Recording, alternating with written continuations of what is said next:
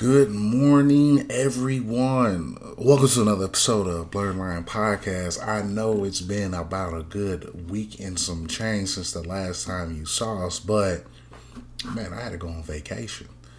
I had to go enjoy my life. I had things planned. You ever got hired on a job and you informed them what it was before it was? Well, that was me. I let everybody know what it was. And now I'm back and ready to inform y'all with the goody, delicious, nerdy news with my one and only greatest co-host of all time, G, aka Dadpad Gaming. How you doing this morning, sir? I'm good, man. I'm wonderful. Just making the motions through the week. We got Kendrick Lamar out. We got Multiverse of Madness out of the way. We got vacations out of the way. Demigod Sean on his way here. I'm on my way to Florida. It's good vibes, man. It's real good vibes. Absolutely, man. Vacations ain't done yet. I got one more big one, two more towards the end of the year. One for my birthday and one for the holidays. For my birthday, I'm going to Hawaii, and then in December, the family's Damn kids in my life. going to where we're going. Oh yeah, we're going to Disney World. Oh, y'all going to Disney too? When are y'all going? In December. The wife, no, my family wants to go ahead and take our grandparents out because they're getting older and they still want some family time, take pictures and stuff like that. Give time for the kids, Livy and all of them to enjoy themselves and all that good stuff. Yeah. And then some other good news that we cannot say publicly right now for them to get surprised with that too. So yeah. No, Nick is not having a baby. No, hell no. Let's put that out there now because I know people get on the internet and they be like, "Say what?" But that's not the what we saying, yo. No, Perry ain't having no damn kids. Perry cool. Right. Perry is cool. Yeah, man, we got a lot of juicy, thick news for this week, man. For the past 2 weeks, there's been a lot of good things that dropped. Like, of course, Multiverse of Madness was phenomenal. AKA, well, the movie. The movie for what it is, it's not really called Multiverse of Madness. It's called Wanda, and I'm about that. That's what the movie should call. And then after that, we should what else? Kendrick Lamar album, of course, dropped. Gotham Knights show demo play that I'm not too excited for. Silent Hill has leaks that apparently Sony is a part of. Please, for the love of God, let Kojima be a part of this. And delay season is still upon us. Dear Lord, have mercy. Gee, where do you want to start at today, man? Yeah, I mean, we got a lot, man. Let's start at the top of the list. We'll go ahead and start with delay season because it's icy. Love you. So, do you want to kick the story off, or do you want me to go ahead and get things shaken down here? Well, I mean, go ahead because I have things to say. Because I don't follow gaming news. Apparently, due to some ridiculous troll on the internet. It's not like I sit here and wanted your Xbox on, but there's that. Yeah. Go ahead. You started off with it, sir. All right. So I do apologize. I know it's been a couple weeks, and just to let you know, I understand if you got to leave today, but we got a gift card giveaway going this month, as most of you guys know, and we are gonna make up. We're gonna announce our first week's winner. We apologize for last week as Mother's Day was stronger than our will to carry out a show over Mother's Day weekend. So we will be giving away a second gamer gift card today. So look out for that, as well as you also have the opportunity to win some DoorDash cash. So make sure you stay tuned today. Even if you got a lurk. I think we got most of y'all on Twitter. And if we don't have you on Twitter, definitely get us on Twitter so that way we can DM you if for any reason you win something today while you're lurking or any otherwise doing other stuff. But anyways, Xbox, Hold on, Microsoft games. before you Oh, continue, as you can see, it's only the two of us. Shout out to Lady Gunner. Family is handling some of her personal family issues, and just know, Lady G, we are here with you no matter what. If you just want to reach out and talk to us, just know we got your back, full in and full out. All right, peace, love, hair grease, girl. Go ahead, do your thing, yeah. G. Yo, we gotta keep it real. She out here in these streets, okay? Lady Gunner is out here doing Gunner things, and that's why she ain't here with us. But away from Lady Gunner out here running these Indianimal streets, let's get into it. Again, Microsoft Game Studios is in a bit of trouble. So early on this week, they made the announcement that Redfall, which is a game that I am highly curious about, though there's no gameplay out for it yet. But they announced that Redfall, which was set to be releasing this summer, as well as Starfield, which me and Perry got in a little head bumping contest about last episode at that, have Because both been delayed. because more or less we wanted to know what the game was about. When I'm informing everyone, which everyone should know, it's a Bethesda open world game. There's not too much to be even. It's just going to be that. But continue. Yeah. But regardless of our opinions on how you should reveal games, they have announced that both of these games are going to be delayed until the first half of 2023. Why that's a problem? Because technically in 2022, PlayStation Studios has released more games for the Xbox than Xbox First Studios have, which is crazy. And it was not hard for Sony to actually achieve this. They only had to release one game, that's MLB The Show, which is a game that is created by PlayStation Studios. So, because Microsoft is now almost 6 months into 2022 and has still not released one first party exclusive game this year, their competitors in Sony have actually released more games on their own console than they have, which is insane. Um, no, I did not hear Sissy crying. Is Sissy crying? Okay, well, so Sissy is crying. But anyways, it's extremely alarming because, as we've said a million times on this show, Sony manages their studios in a way that allows them to be creative and to release good games. And Xbox is still struggling to accomplish this. So, like, I know you said you had a lot to say on this, Perry. Where are you? So personally, where I'm at with this whole entire delay of game is that with this current gen of what between Xbox and Sony, I mean Xbox and PlayStation, Xbox has yet put anything of substance out that can match what Sony's lineup is. I was informed by someone on the interwebs that they have Flight Simulator. That is what we call a next gen game. It's probably the most beautiful game of all time. But I'm like, it's Flight Simulator. That thing's not breaking any type of walls. That thing's not innovating. That thing's just a flight simulator. So there's that. Outside of this, we also had a game called Halo Infinite, which was a huge disappointment in my standards, because Halo was supposed to be the next big coming, which was highly disappointed, which was something I anticipated to get FPSs back to its height of all things, bring some of the greats from these FPSs back to the forefront, getting them away from the Apex, from the Call of Duties, and by hey, you know where to reach us. And then we still have the issues of that nature, and that wasn't catered to or really done well. So Yeah. Xbox hasn't been really winning and done anything of value outside of Game Pass. So we were looking forward to something like Starfield and Redfall, and to have them hear the delay come out is disheartening. But at the same time, I will also say it's heartening to hear to be like, we're willing to delay this. Cool.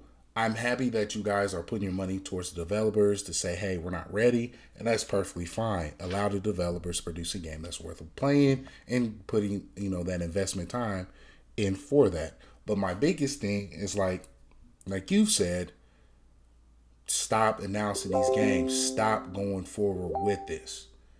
Yeah. I mean, and there's levels to it, like because like my gripe with showing these games, one, don't let your marketing department decide when your game is ready to be announced. Because a lot of this happens because I feel like companies just feel the need to include themselves in a hype moment.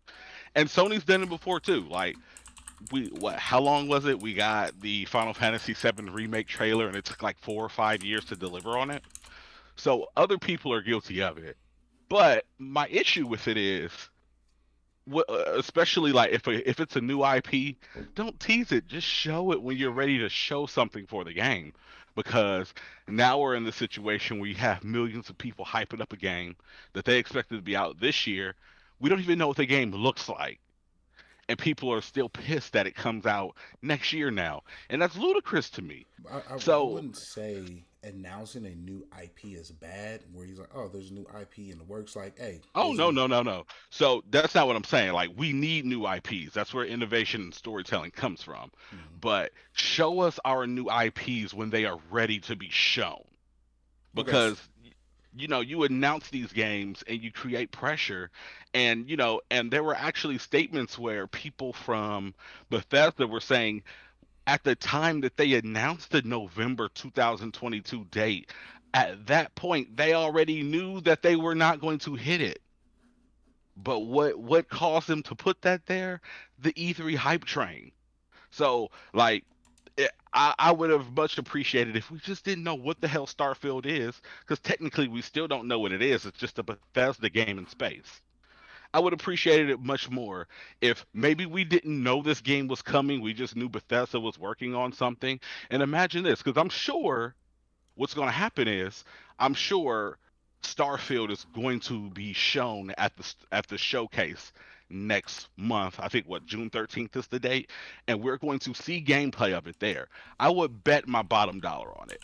But how much more impactful would it have been if we never got any other trailer for this game, and what we see on June 13th at their showcase was the first time that we ever seen anything from Starfield? And oh, by the way, this is from the people that bought you Skyrim. That would be so much more impactful from a marketing aspect. But because they want to have these long running hype trains, they do things like decide to announce them before the game is even ready to be shown. And I don't know, man. I hate it. There's no other way to say it. yeah. I mean, I completely understand the hatred for it, but I do not mind actually people these teams announcing new IPs. Like announce the new IP is perfectly fine. That's great. But to hint at it for so long, for like, hey, we got this coming, this, that, and the third, is pretty much played out when you have no substance for it to support what you got going on. It's like having a hypothesis and you ain't got nothing to show for it. Like there's no thesis statement, there's no this, that, and the third. You're looking real weak sauce with it right now. You know what I'm saying? So I have gripes with it, but I'm not totally annoyed by it so far. But there's one thing that's going to happen here, and I don't think that enough people are talking about this. The reality is, Xbox, Microsoft, they've doubled in studios over the last year and a half, and all of these games are working on studios. I mean, games. Mm-hmm. it's going to be real crazy for Game Pass real soon. They have to Like, they have to put a third party game on, like hard hitting third party games on Game Pass to make up for your your leading first party games that's not going to be produced on there. yeah, They but have to. that's only for now. But think about this: we still got Hellblade on the way. Now we know Starfield and Redfall, both going to be in 2023. We know that Skyrim is on the way. We know that what's the other game they've got coming? Perfect Dark, which is still in a struggling position, but we know all these games are coming. So the interesting thing is, as much as they are struggling, at some point we're going to look up, and Game Pass is undoubtedly going to be the place to be. But it's just unfortunate that they have to struggle at the level that they're struggling at before they can actually get there. Right. Um, I feel some type of way because I was looking really forward. I was looking forward to Starfield. That was going to be the reason why I actually finally purchased an Xbox. Um, because I definitely want to play that game. I am a huge fan of Bethesda's titles. But this is extremely disheartening, man. For sure. Um, Yeah, I absolutely. I really wish. I don't know, man. There's a lot there. I just don't know what Xbox can do now Yeah. outside of Game I, Pass.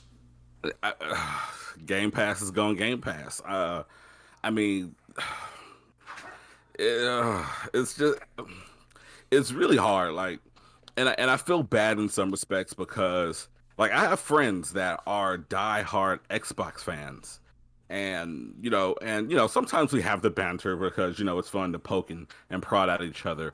But reality of the matter is sometimes when you're sitting there and you talk to these guys, it's like, yo, man, that Ghost of Tsushima was fire. Like, did you check that out? Oh, no, no, no. Oh, okay. Man, did you ever get to check out The Last of Us 2? Oh, no, no, no. And some of these guys own these games, but they just don't play them because they're like, oh yeah, yeah, Halo, and it's like, well, are you still playing Halo? No. Well, what else have you played? And they don't really have anything to say. They have Um, they have games that aren't Noteworthy. I mean, noteworthy. That's yeah, single to them outside of Halo. Even when Halo had that how can I say this? Had that one moment. Had their moment. Um, yeah, and a moment is what it is because season 2 is out and the community is not happy with it. oh no, not at all. Yeah, I mean, it's I don't know, man. It's just really rough. Like, and because even for me, like I was extremely excited to finally see what Redfall is and gear up to play that this summer and check out Starfield this winter as well. And I respect the fact that they came out and said, hey, we need to delay these games, but it's just like insult to injury for anyone who was excited enough to go out there and buy an Xbox Series X now. And of course, this isn't necessarily for like, oh, Joe Schmo who gets Xbox as his friends play on Xbox and all he's going to play is 2K anyway. Like, his life is not changed. Like, he's only getting those big blockbuster multi-platform games anyway. But for the person who's buying it because they are tuned into the Xbox ecosystem and that means something to them, like, it's gotta sting. So, shout out to those guys. Stay down because I'm sure 2023 is going to be the year for Xbox because they've delayed all their games into it, and then they still have a bunch of games that they've not announced that will probably release, hopefully, in 2023. Right. You got anything else for Xbox and their delays and lack of management of their studios at this very moment, Perry? I just want Xbox to essentially just continue trying to produce something of noteworthiness. Because Xbox isn't bad. They have, I mean, I just want Xbox. I didn't mean to do that. Xbox to do something. Do Yeah, something of noteworthy. That's it. yeah, I'm sure they will. It's coming. Uh, and then I mean, again, they still have Hellblade in the chamber.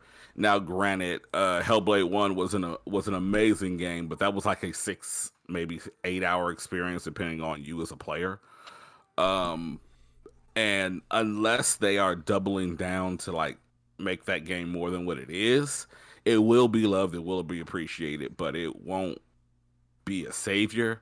Um, and I love Hellblade, and I'm super excited for Hellblade 2, and I will be checking it out. But I don't know, man. Xbox has got to figure it out. They have to. Yeah. But they're gonna have to figure it out. Yeah. Ain't no ifs, ands about it. They have to figure it out. Definitely so. Something that we don't have to figure out though, because it's out there in the open. Dead Space remake is coming January 27th, Perry. Yes. Are you excited about this? Are you a Dead Space guy? I am. So more or less, I am. Dead Space is a terrifying game for me. Ooh. It is a terrifying game. So do you have a terrible experience with Dead Space? Oh yeah, I do. Oh, I do, my good sir. Oh no. It's terrible. Yeah. Dead Space was probably one of the first horror games in which I was like, oh no. In which you were horrified? Yes, I was like, oh no. Yeah, absolutely. And for me too, like Dead Space came at an interesting time. I've never played the full game. But I remember at the time that Dead Space, excuse me, came out, was at a time when I was still kind of not buying all of my own games. But I was highly interested in it. And I downloaded the demo because PS3 and Xbox 360 did a really good job of putting demos out there for you at that time. And it was definitely a creepy game, and I'm super excited to see where this game goes as a remake, because I don't really know much about the story other than I think like his girlfriend or wife or whoever the Isaac guy is chasing after, I think is already dead. Like she never made it in the first place, something of the sort. But I'm absolutely excited to get out there and check that game out and give it a real good try, because it looks amazing. Oh, dude, it's sick. It's sick. So best. Okay, game. best. Okay, so best game of the year so far, but you can't say a Souls game. Okay, yeah, Impulse. That's a fair and fun one. So Perry, because I know you'll probably need to have a little bit more time to think on it, because I mean, obviously Souls guy here. I would say, depending on you, because I absolutely adore both of these games.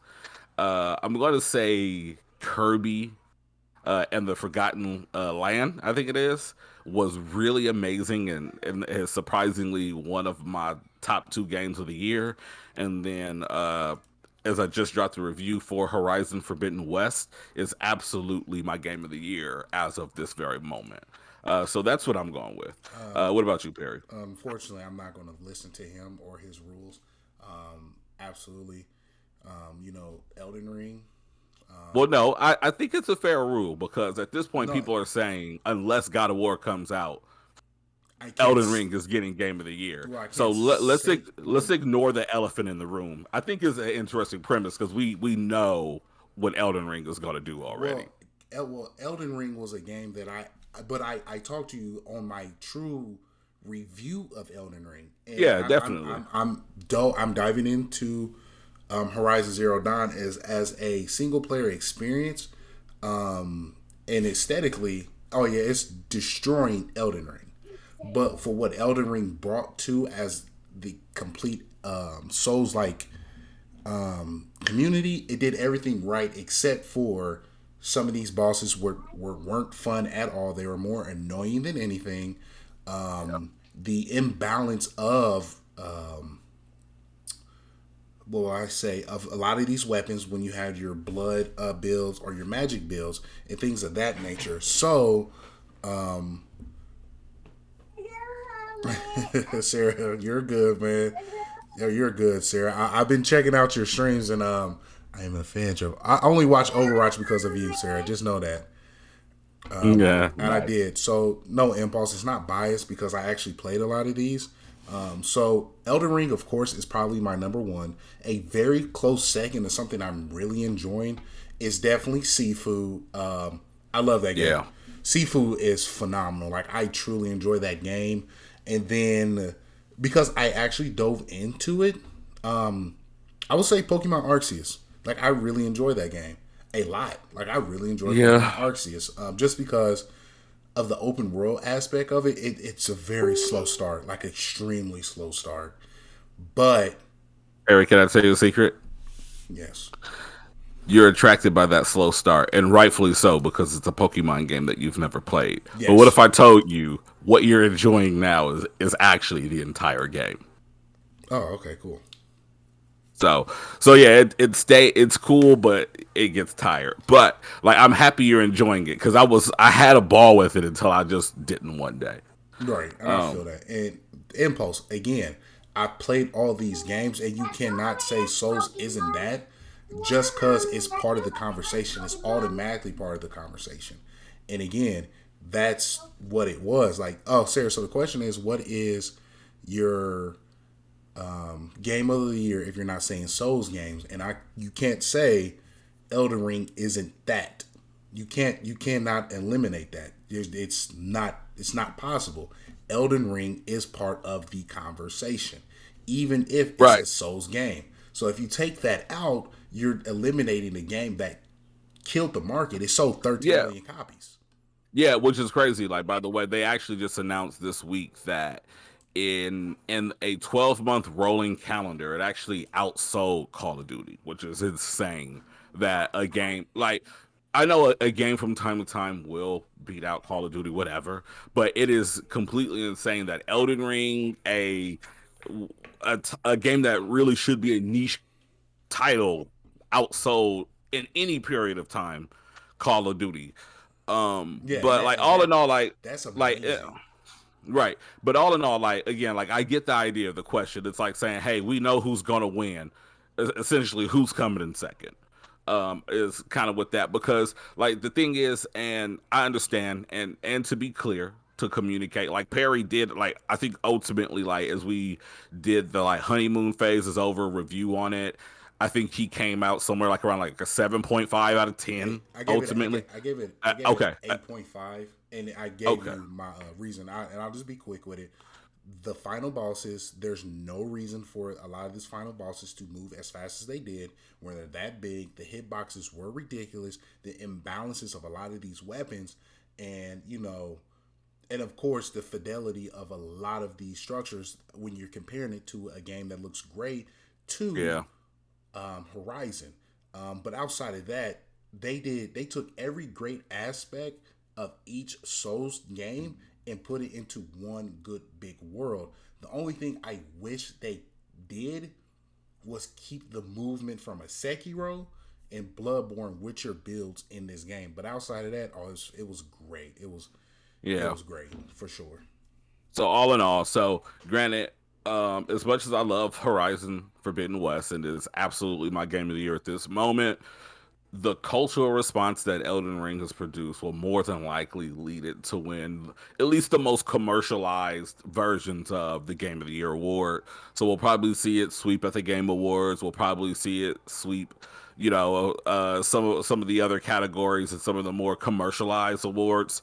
But when you fall back and you look at stuff like maybe like Dice, which is kind of like the Grammys or the Oscars of video games, is usually just like the high end people there. We'll probably see like at Dice that other games like Sifu and Horizon clean up. So it'll be interesting to see all of this as it plays out next year. But again, with the cultural reaction that we got from Elden Ring, it's no surprise, and I don't want anyone to be surprised in 5 months when we see that it's making a killing out here because it's going to, Yeah, because it did a lot of great things.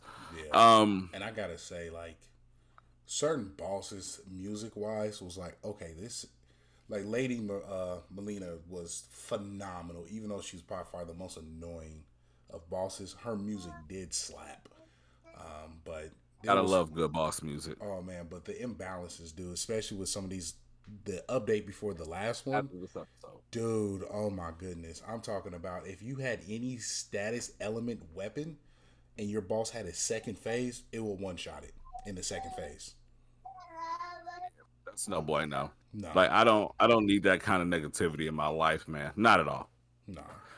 But I mean, But there's been oh some no, go good ahead. ones. Oh yeah, I mean, but outside of that, I mean, I really cannot sleep on how amazing Sifu is. Even though it's a very short game, that game hit, and that game hit hard. So did you finish it? I'm in the middle of episode. I mean, part three. So you're at the museum, Yeah, right? I'm at the museum. Yep, I'm in the Yeah, the museum. museum is adult. Have you made it to the boss yet? No, no, no, no. I took my vacay and I just got back, so it's me about to enjoy it. So what I need you to do is get through that third level and get to the boss of the third level and follow up with me because it pays reference to one of the dopest revenge and karate movies out there, and I'm wanting to see if you're gonna catch it. All right, I can do that. Yeah, I'll let you know. But I promise some. Well, no, Pack is on his way out there to you, right? Yeah, I think he touches down today actually. Okay, cool. So I don't have to play Destiny today. Look at you. There is no shame in your heart, sir. You should be ashamed of yourself. Actually play some Destiny this week, by the way. I am. I'm gonna probably play some tomorrow while I'm at work. Yeah, but I mean, all in all, like we got Dead Space coming. So be out for that. That's exciting. Elden Ring is gonna destroy all the Game of the Awards. My children are really upset because it's taking me too long to put something on. And we've got some leaks that you guys should be interested in. Ladies and gentlemen, boys and girls, I'm going to take a moment while Greg will do his dad pad thing in the dad pad gaming office and set his kids up as I speak to you about the greatness of the Silent Hill leak. Do you understand that the last time that Silent Hill was put together at all was the PT trailer of the demo of Silent Hill done by no other than Big Daddy Kojima, aka the Godfather of game developing. So, Greg, how do you feel about these leaks, my good sir? How do you feel? Ooh, so I'm highly interested. So we got 4 to 6 images that were actually leaked on Twitter. Um, and it was said that these were basically pictures and assets from the game from 2 years ago, from 2020. So we don't know how far in 2020, but they said that the assets were from 2020, and they were images of, from what I understand, they were images of a unrevealed Silent Hill game that is in active development, running on PlayStation 5. Um, and people freaked out about it. People didn't know what to make of it because, you know, we've been getting all types of quote unquote leaks and rumors and everything in between about Silent Hill in the past. Again, shout out to Kirby, as my son is driving me crazy. He wants to play Kirby. So definitely go cop that. But anyway, everyone was doubtful of these leaks until the post got a copyright strike. So Perry, let me ask you a question. Yes. In what world do fake leaks hit the internet and then get copyright strikes? Where does that happen? That happens in World 616. You see what I Right. did there? You see what I did there? Yeah. You see what I did there? That's what you did there. Yeah. Yeah. So of course, as we know, if the IP owners are going for copyright strikes out there, it's a clear indication that something struck a chord, and usually that means that what was copyright strike was actually real material from the project. So the cat is more or less out the bag. We actually really do have a Silent Hill game on the way. Um, Now the thing here is, do you think that this is, because I know there was like the rumor around like the Hideo Kojima secret game coming out, and then there's the guy that's from like, I forget where he's from, like maybe Afghanistan or something. I forget where the guy's from, and I'm sorry, I'm messing that up. I know for sure, but his name like translates back to Hideo Kojima, and it's like a huge mess. Like if anyone's like curious and you are a Kojima and Silent Hills fan, please hop on Google, hop on YouTube, and search up abandoned game conspiracies. Like it is insane all the parallels that draw back to this being a hidden Silent Hill game that's not so well hidden. Um, and this is exciting. Like Perry, I know that you enjoy horror, survival horror games. Like where does that put you knowing that Silent Hill at this point is all but confirmed? Oh, it's only a matter of time until I get that game and I want to stream it. I'm really excited for it because with me doing finally getting back to a lot of the games I put on the back burner because of Elden Ring and taking my break off. Resident Evil Fire,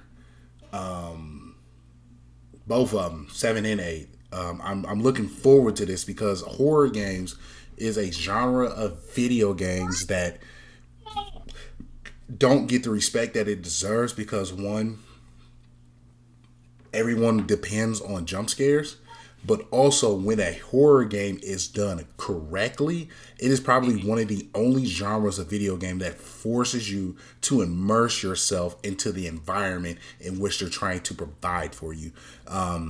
Say what you want, but my favorite part about Last of Us 2 that shook me like that was when you was Abby going back into that hospital of the actual first case Oh my goodness, of that the was plants. yeah, and like you're so right because like and not to interrupt you, No, you're but good. it's so much better. Like, and honestly, that's why I don't play a lot of horror games because horror games a lot of times like to pull a fast one on you, and they will take the silence followed by the loud crash, and then boom, monster. Versus building up an atmosphere that forces you to play through uncomfortably until oh my god there was nothing there, and then at the last moment it's like oh no, I did not get away with this, something's behind me and I want to pee myself. Like I appreciate that Exactly. so much more than just like the cheap scares, man. So like Absolutely. I think that you explained that perfectly because, like, The Last of Us going through that hospital, and you're like, oh, something's going to happen. I know what's going to happen. And then you think you get away with it until you don't. And then you're like, oh, why did I have to It come in here? and you know what did it? It was the it wasn't the clickers. It was the new introduced zombie The plants Was that. it the stalkers or the Yes, bloaters? it was the stalkers. The stalkers forced you to be quiet and creep and pay. It forced you to pay attention to your surrounding. And if you move too fast, you'll either miss them moving or you hear them moving, but you couldn't really detect where they're at. Now, different levelings, like medium, hard, and extra hard. Of course, you'll be able to see them. But if you played on the hardest difficulty, there was no indication where they are coming from or how they're coming at you, and then you're limited on supplies. That is a horror game. And Yes, again, it is. But wait, Perry, did you say that you are limited on supplies? yes, You know who else is limited on supplies? who's unlimited on supplies? They were until I hit sin. And I just hit sin. T Will the Don won our first round of gift cards, which he chose a PlayStation gift card for the Blerd Lines podcast gift card giveaway. So Absolutely. congratulations to T Will the Dawn. He is look, y'all making this easy for this man. He has won our first round of DoorDash gift card. He just won our first round of gamer gift card. Don't let this man take everything from y'all. All you gotta do is follow into the links over to our social media. Check us out on Twitter, check us out on YouTube, check us out on Instagram, and drop comments because we will drop a password with this week's passcode for you to enter into a chance to win a gift card giveaway of your choice. That can be for PlayStation by selecting a P next to the password. That can be a Switch gift card by entering a S next to the password, or that can be a Xbox gift card by entering in a X in your comment. So please go ahead and follow us on all social media platforms. I think the Nightbot's going to do the Nightbot thing so you guys can get that link tree and continue on with your limited resources as you are running from the scary things and scary games, Perry. Absolutely. So there is also that. Then on and to me that is why PT was such an amazing game A demo. Like, I don't know. G, you remember that game culturally shook the entire gaming industry, and it was a demo, and you had to beat the demo to see the title screen of Silent Hill, and it wasn't an easy demo to beat. You were Yeah, it wasn't. forced to understand that you're stuck in a loop, and for you to break that loop, you had to pick up on the pieces around the house. You had to outthink the ghost, old girl in that. You had to pick up on these clues. You had to pay attention, and oh my god, that game was phenomenal. I mean, that demo was Yeah, phenomenal. absolutely. And for me, honestly, if that game did not get canceled by Konami and they didn't have that debacle, that would have easily did a series of 1 through 5. Easily.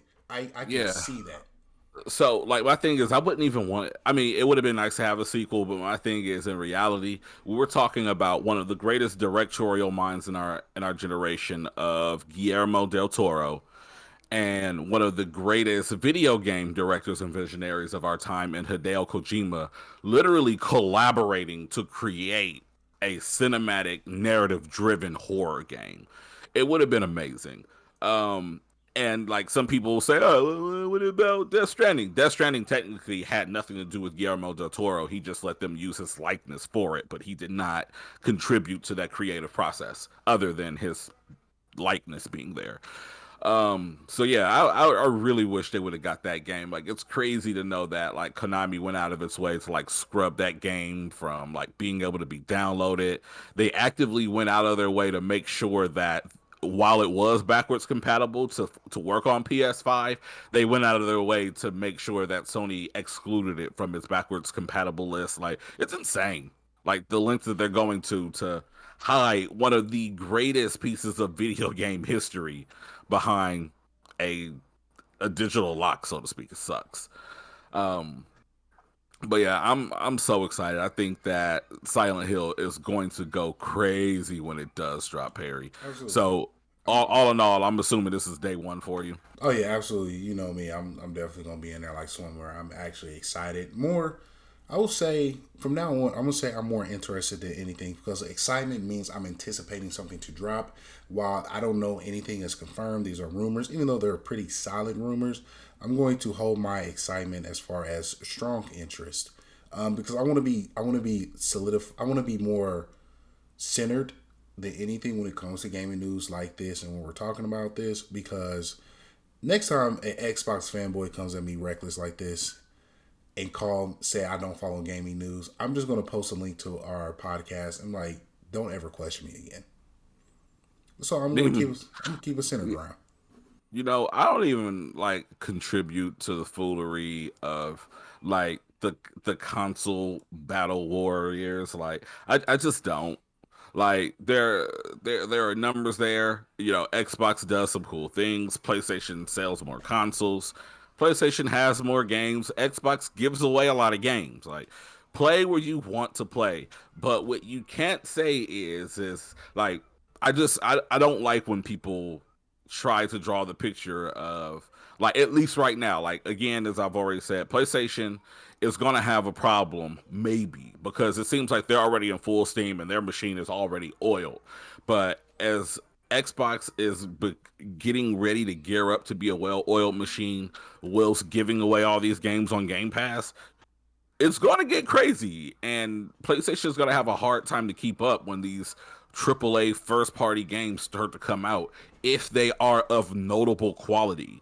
If if Starfield comes out and it's a 8 out of 10, and Redfall's a 7 out of 10, and the next Halo is the same thing that we got this time, and we're just getting those 7, 8 games that are mid to good at best, they're not going to have anything to worry about because PlayStation Studios right now, it represents a almost like a seal of quality.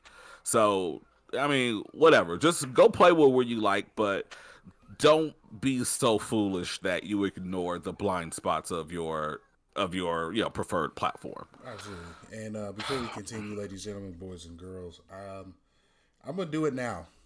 The secret word for today, Comes from a Uh special oh. part of my heart. Uh oh. I thought about this for quite some time, and Uh oh. the word is going to be golden. Before I left back home, I got a special gift from Greg, and it was a Golden Girls picture frame. If anyone knows me, knows that I am a huge Betty White fan. Like, I watched a lot of her movies. I watch everything about Betty White. I have a freaking Golden Girls T-shirt. So that's Persona 4 Golden, sir. No, We do love Persona 4 Golden. yes. But this right here is a special place in my heart. Even though me and Greg usually bump a lot of heads, this meant a lot. Like, this is, if you know me, you have to know me to get me something that means a lot to me. That would be like a Nipsey or Golden Girls or something baseball related or other things that you have to know, like, this will mean a lot. So the secret word of today is golden. And with that, you can use it. So stay golden, or of course, one of my favorite, stay golden, pony boy. Yeah. So definitely be out there and absolutely Hamurai Black Eagle Right. Rest in peace to the great Betty White. You know what I'm saying? But be in mind, guys, you want to stay active in that chat. By staying active in the chat, you put yourself out there and you can be randomly selected from that chat to win that DoorDash gift card. So definitely look out for that. So with that there, we can go ahead and move forward because next we got Gotham Knights preview. So Gotham Knights is out there. Hold on, Jordan. You know me so well. You are one of 15 Oh people. yeah. But continue. You don't Hammerite, you don't even have to get him Prince stuff. You could just get him purple stuff and he'll just automatically associate it with Prince. So yeah, keep that in mind. Anyway, Gotham Knights has released a preview of characters, and we got who was it? We got Red Hood and we got Nightwing. Yeah. Perry, you saw this gameplay. You at the opening of the show, you had some choice remarks. How do you feel? How do you feel about what you saw from Gotham Knights? So I just rewatched it because I think I was caught up in the moment of me moving too fast. It came out when I was with the family and whatnot, so I had to sit there and rewatch it prior to. I have thoughts. I don't like Red Hood anymore. I don't like the fact that he's just a gunslinging type of guy. Not people realizing that Jason has hands. Hitters, Like, all of them. And he wants smoke. And the fact that it's non-lethal rounds makes me feel a certain type of way because, ladies and gentlemen, if Multiverse of Madness is really called Wanda and Black Forces, any game or movie with Red Hood is in it is he got black felines on. You know what I'm saying? Yeah. Wearing dicky pants and a black t-shirt looking for all smoke. And I mean, the thing is, he's not wearing just any felines. He wearing those 2 for $89.99 felines. Like he mean business, okay? Business. Like y'all think y'all know what Black Force energy is until y'all saw them all black, ankle high, 2 for $89.99 black feline energy. Whew, it's a different game, Bro, man. and I really feel some type of way about after seeing it. Like Nightwing seems a little bit more interesting, just as far as mechanics wise, and like how he hits. Of course, the Court of Owls is always a good story standpoint. Is like your own secret society, so that would be great. But man, when I say I'm not excited on Red Hood, he's very bulky. He's not moving like him, and I'm just not. This game wasn't even a day one purchase for me. This game, as of right now, I am whelmed. It looked better than it was before. I love when people say that. Good job. It looked better than it did before. But outside of that, I'm like, I mean, if one of the homies want to do a co-stream, I'll get it on discount when it hits that. But me personally, I'm not really excited for it. And I don't care about the custom mechanics and outfits like that. Those are cool, but it's just Jason really just threw me off as of late when I just rewatched it. So, and that's fine. And I am the resident Batman guy here. I'm huge on Batman. Um, and I love the Bat family. Like, absolutely adore like Batgirl, Jason Todd, Todd Drake, Dick Grayson, like hell, even Carrie Kelly. Like, I love Batman and all of his weird obsessions with child labor laws. But anyway, this is a game that I was initially seriously worried about. Because the idea of seeing Batman characters run around and beat each other up and like and having the numbers pop above the head, and it was kind of giving Avengers vibes before we knew that Avengers was going to give those Avengers vibes, and I was worried about it. And after seeing this gameplay, I'm not going to say I'm necessarily concerned with the game, but I'm seeing a lot of people that feel like they are sold, and I am not. There are things that look cool. I think that, having the melee combat is kind of cool. Am I surprised about it? No. Because if you remember anything about this particular line of games, um, Batman did in the Arkham. I think it was actually in the Arkham Origins game. They actually did like work in some type of like weird multiplayer mode into it, and this is a continuation of that. And I'm just kind of like whatever on it. I hope that it does great. I hope that because they're saying that when they reveal the Batgirl gameplay, that's closer to like traditional Arkham series gameplay. And then we also have Jason Todd out. I mean, not Jason Todd, but I think they said that the other Joker the other Robin. Did they clarify if that's Damian or if that's Tim Drake? Do we know?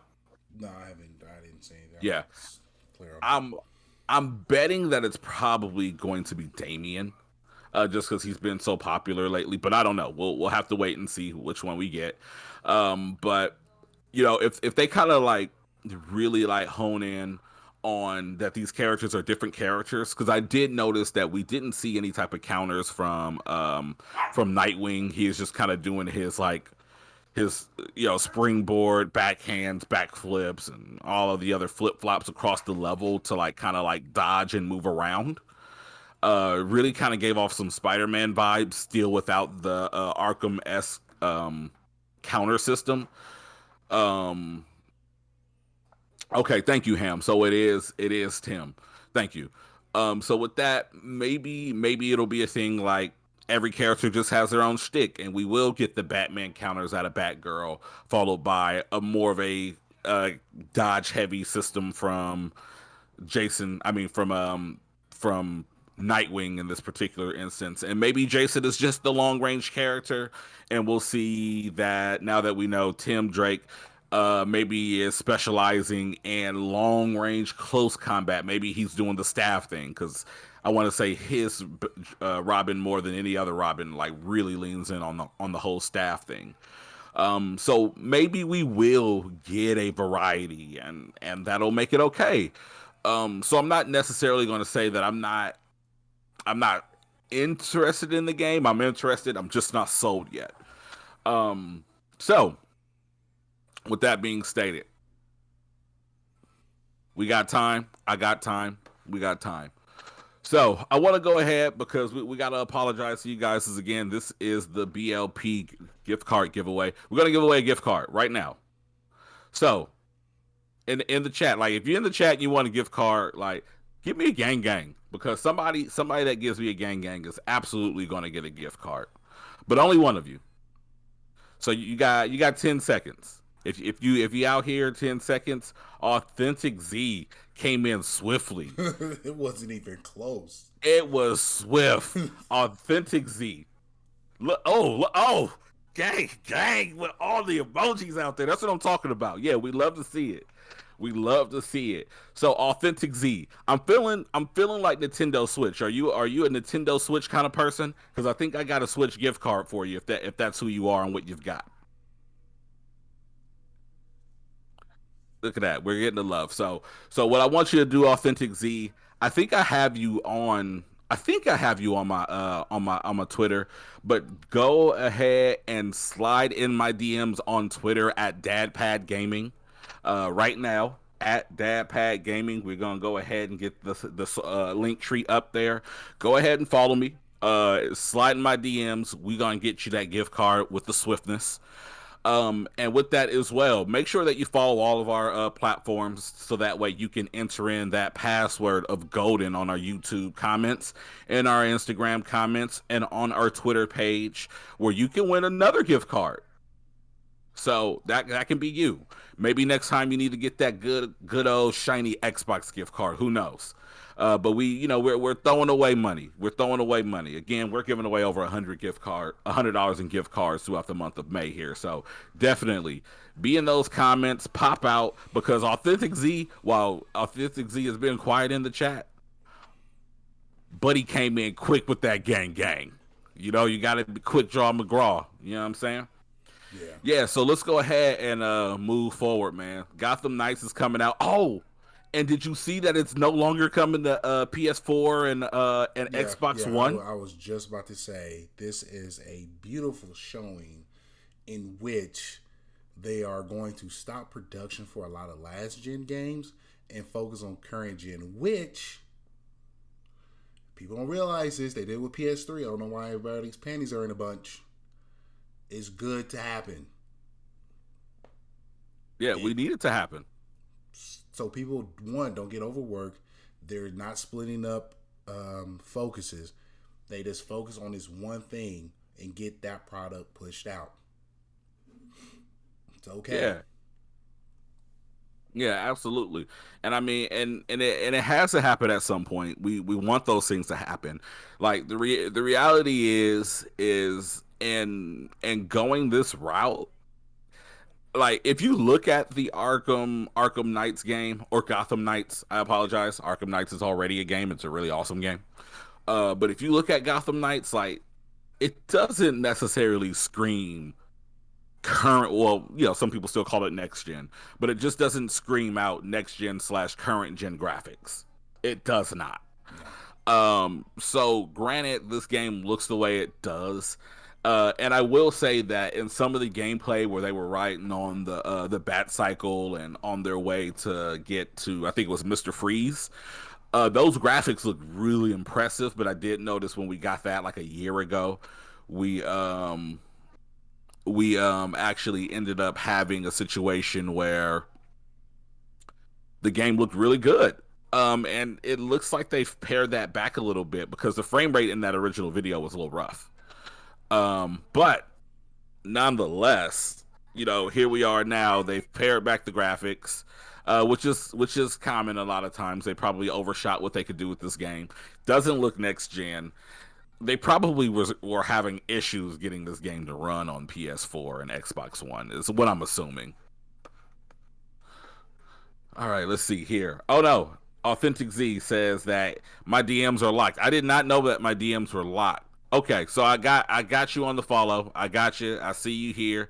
I'm gonna follow you back. I'm DMing you with your gift card information because Authentic Z, you are a loyal member of the Gang Squad. So thank you so much, man, for being present. And I hope you enjoy your gift card and buy something cool with it. So Perry, where are we headed from here, man? Are we ready to talk about? No. I got this. Okay. Go ahead. Just because I was scrolling through Twitter while we were sitting here talking to one of our audience fan base of the giveaway, I see that there is a huge divide in the Halo universe of my boy Oh my God. Are we going to Master talk about Chief this? clapping cheeks.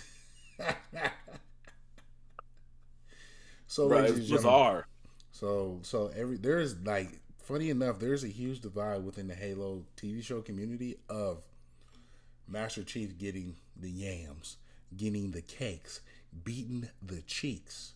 And I'm surprised that people are even going through this. And you know what's funny? You know what's What's that? hilarious? Someone stated that the reason why half the fan base no longer can doesn't like this because half of them can't relate. I screamed. Mm. Apply ice to burn. So That's greasy. that's absolutely hilarious. And my thing is like, look, y'all gotta chill. Like a lot of people out there, y'all just gotta chill, man. Like if you don't like the direction where they going, act like it don't exist. Like a lot of these comic books. I didn't like the way this comic book went this direction. It don't exist to me. I'm gonna stay in this world, in this section. Yeah. I mean, it's a rough one though, because I do get it. It's a thing where I guess it's like a big deal in the lore that like one thing that they did to prevent Master Chief from being anything other than the master rank soldier was they, pretty much cut him off from being a horny guy. So I get it. He's supposed to be a little disconnected and he's not really supposed to have a lot of those emotional and sexual urges. And that is part of his character because in the games he is a really stoic guy and doesn't really portray a lot of emotion. But at the same time, what I say to those guys is those are valid reasons. But in the world of television, where you are trying to capture more than just gamers, you have to appeal to a lot more people. And sometimes when you are making adaptations of things, and I highlight adaptations because an adaptation is not a one for one remake, it is adapting it as your own thing. Sometimes you've got to take those kind of liberties to kind of keep it spicy because, like what happens if you don't make it spicy? I mean, ultimately, you don't get to make the show at all. So I don't know, man. It's a rough one, but I just say like to those people out there that are like upset about it. In reality, it's a TV show. It's a TV show about video games, and if that really bothers you that much, I don't really know what to make of it. So Perry's running away. I think he has to go handle some business. So what was that? Wait, so does not desire? Yeah, no. So they gave him like I'm not super heavy on Halo lore, but from what I understand, when he was genetically enhanced, they also reduced his sex drive, so that he would not be interested in mixing up and mingling with the opposite sex or the same sex if he's into that kind of thing, because it's 2022 and people like to do all types of wild and crazy things.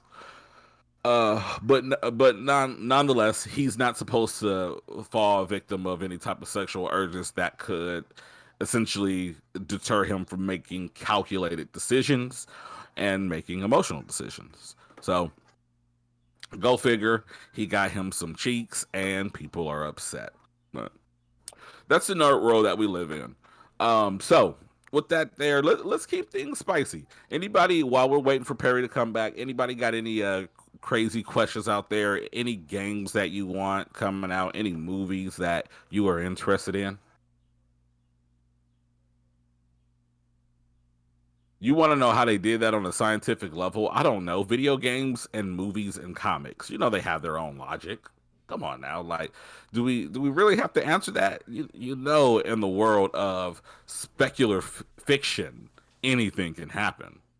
You could be out here trying to create a Duba Flurbin in one day. Boom, there you go. Oh, Death Stranding 2. I did hear some rumblings of a Death Stranding sequel. I don't know exactly what that looks like or what the timeline of that is.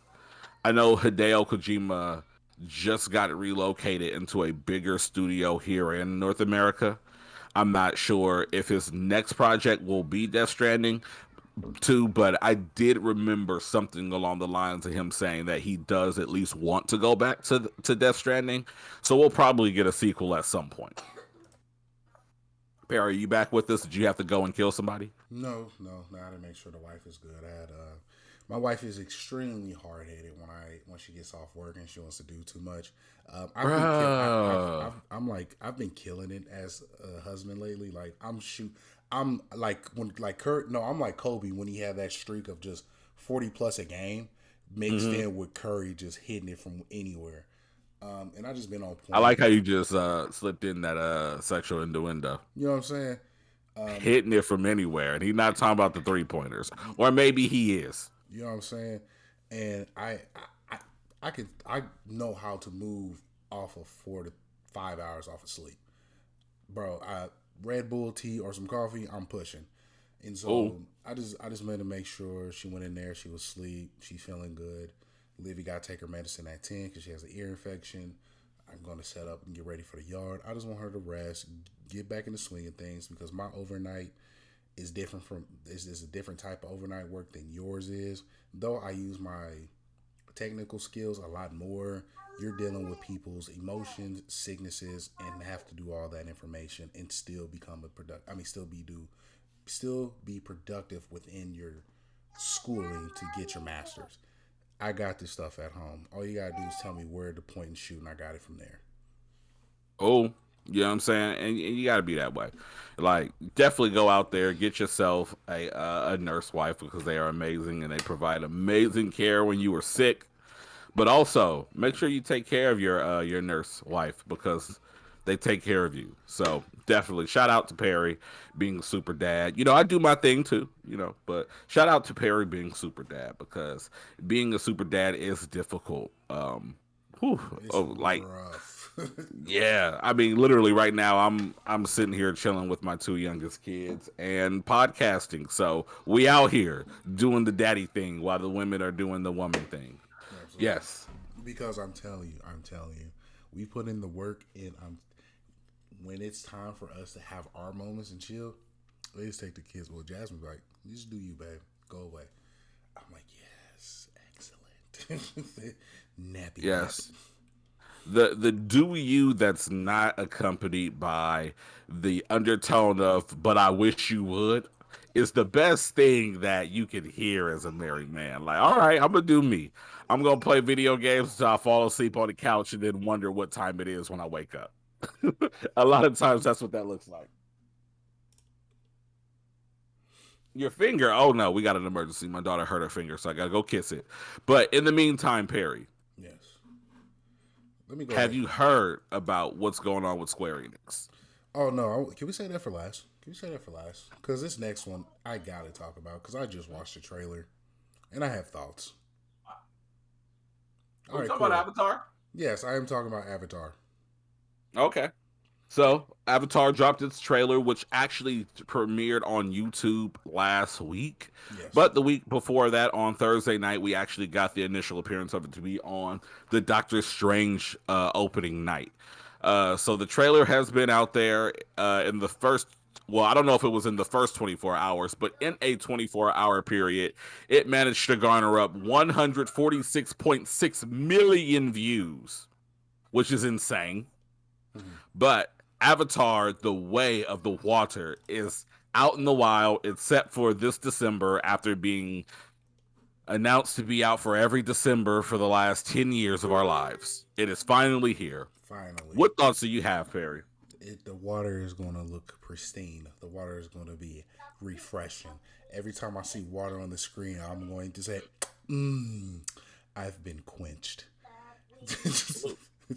Absolutely. I'm ready to see what the Giant Smurfs movie is going to do. The only way you have to see this movie is in IMAX theater. If you do anything else, you're doing yourself a disservice. And once the movie drops, the only way to watch the movie is in the dad pad, because that TV is nothing but short of greatness. I actually found, because you got a 65-inch and I want something smaller, I found something in which I can buy by next week. Oh. Yeah. What did you go for, the 55? Yes, sir. That's a 1200. Oh. Oh.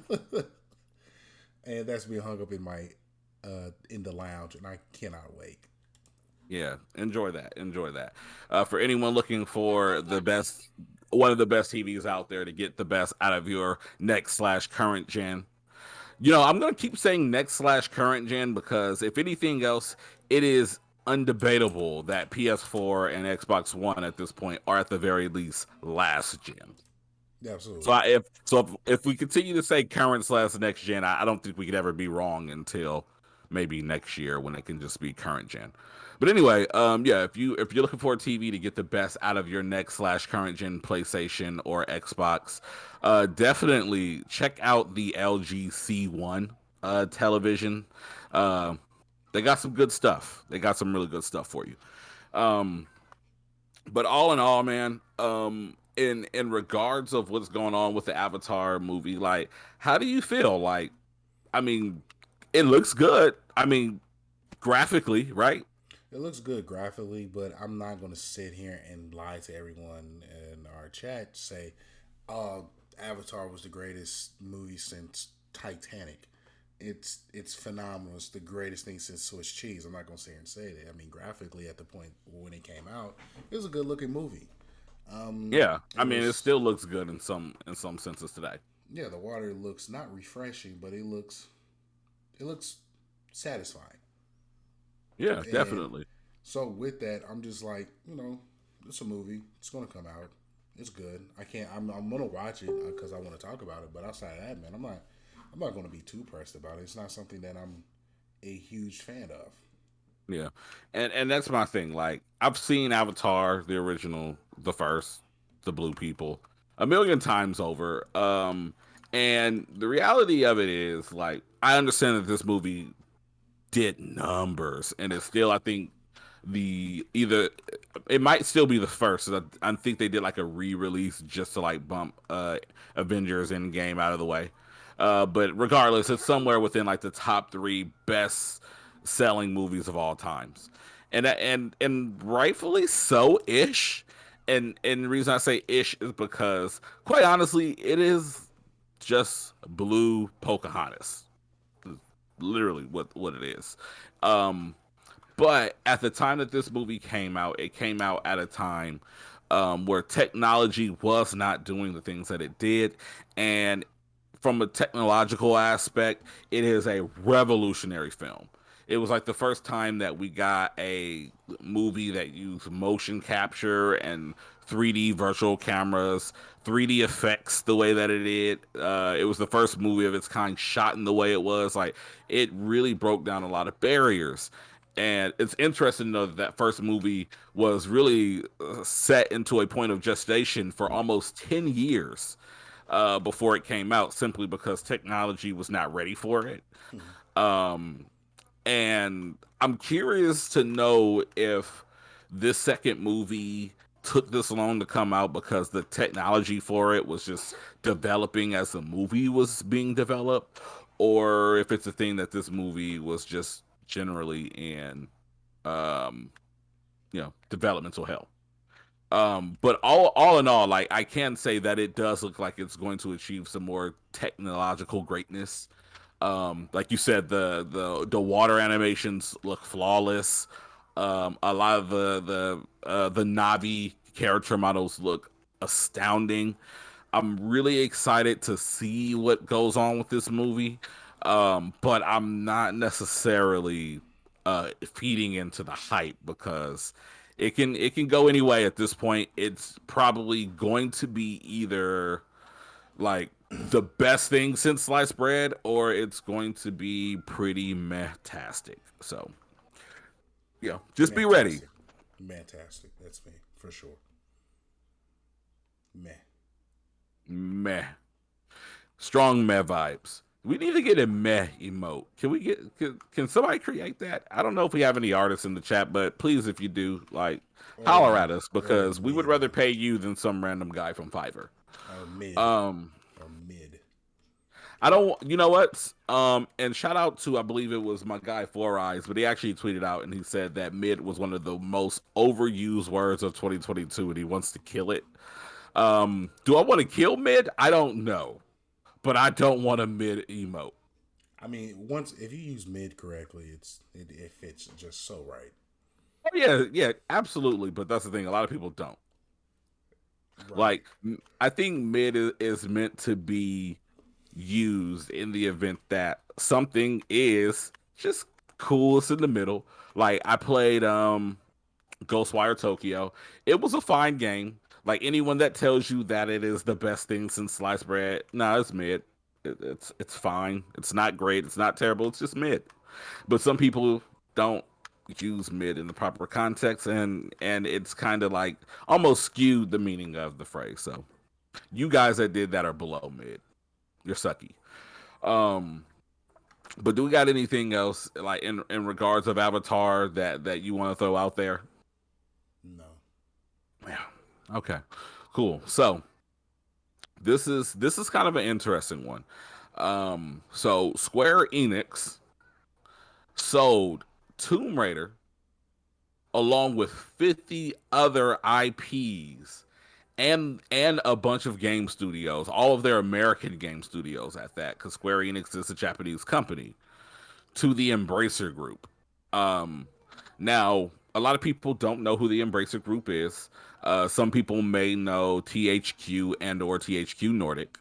THQ was a game company in the really for a lot of the history of gaming.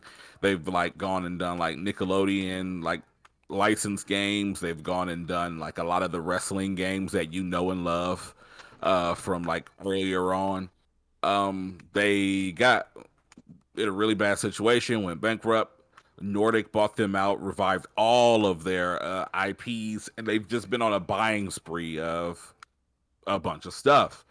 And now, along with a bunch of stuff, they actually buy Legacy of Kain, Tomb Raider, Deus Ex. They actually own Borderlands and Gearbox right now, and Darksiders, and that Biomutant game that came out late last year, early this year, is THQ, and so many more. I was actually googling this morning. They own like over two. I think it was like over 250 IPs and have like over 50 games, with over half of them being AAA games in development right now. Um, like what do you think all this means? Like such a large sale for really a low price. Like it was $300 million, which is a lot of money to us. But when you think about over 50 IPs and like five different game studios, you could make 300 million really quick for what they got, right? You can, but you have to realize that that money had to come back for the loss of Avengers. Yeah. That took a major L. A lot of these games and IPs that they sold, though great, haven't made a lot of money as of recent years. And technology from these last IPs, which they were made, wasn't using as much power in the tech space in which it was now. So we look at it from just a business standpoint, it equals out. The name that holds weight is clearly Tomb Raider. But Yeah. when we're talking about folks playing chess and others playing tic tac toe, these people are playing outer space chess where we're sitting here playing skip the rock across the lake. Yeah. These fools is making moves, and no one is paying it. This is the moves that they're making is game industry changing, in which they can now become one of the biggest powerhouses of third party game developing studio publishers out there. Yeah. Do you understand what that means to people such as a Nintendo, as a PlayStation, as a Microsoft? Yeah, I mean, and I agree. I think that in making these kind of moves can very much put them in a position where, like, Ubisoft is a company right now that is still relatively big, but it's been in trouble for years at this point. They've got all types of different, like, sexual harassment suits going on. They've got all types of different, uh, like employee relations issues and HR issues. Their games are super formulaic and just super to-do listy, and the quality has been tanking. And then you have EA, which EA is really kind of interesting. What we're starting to find with EA is there are two tails of EA. They have their annualized games, which sell like crazy. They do all types of different crazy things in the world of microtransactions and loot boxes and all of that stuff. And they bring in most of the company for money for the company, which allows them to do things like fund other games like your It Takes Two and your A Way Out, and I'm assuming even to a certain degree like Jedi: The Fallen Order and things of that sort. Um, so it's really weird. They do a lot of scummy things, but they do under the table do a lot of cool things as well. They kind of even out. Like it looks like the Embracer Group might be putting themselves in a situation to slide in somewhere in the middle of two juggernauts of that form to outshine someone like a Ubisoft who's really on the ropes right now, and to come in and play the good guy of goodwill over somebody like EA, because now it's like, hey, do you miss Legacy of Kain? Well, let's give you a HD remake of that. And oh, so you are a Tomb Raider fan? Let's go ahead and get that out. And they are already again like doing stuff like Borderlands, and there's a Borderlands movie coming out.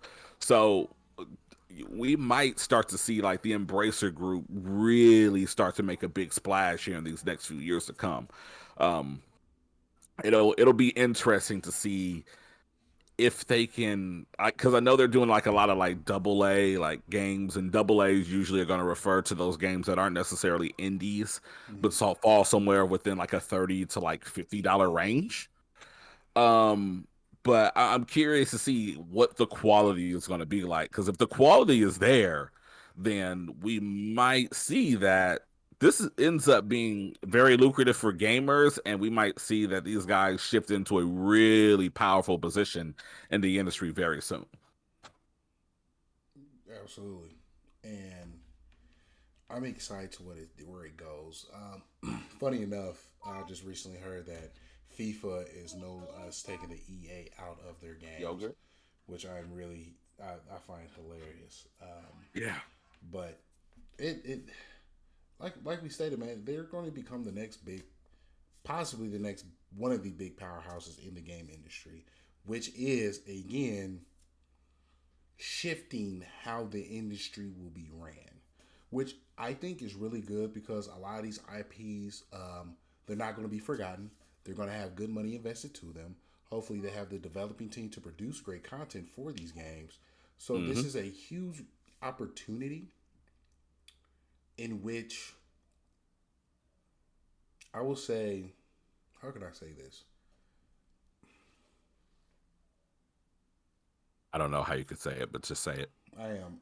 It's an opportunity for a lot of these games in which people want to see play again to get the respected either remakes, investments to continue these, like in which people want Blue Point to do Yeah. with a lot of these. And I'm excited for that because at the time in which we were, I don't want to go on a tangent, but it's going to wrap up my point.